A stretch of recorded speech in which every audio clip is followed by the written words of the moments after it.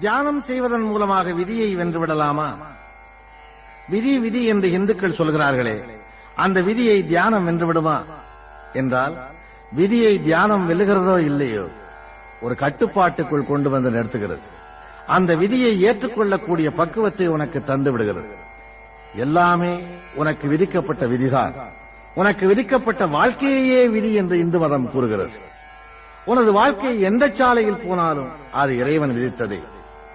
நானோ நீயோ கர்ப்பப்பையில் இருக்கும்போது நாம் போகப் போகிற பாதைகளும் சாகப் போகிற இடமும் நேரமும் நம் மண்டை ஓட்டுக்குள் திணிக்கப்படுகின்றன.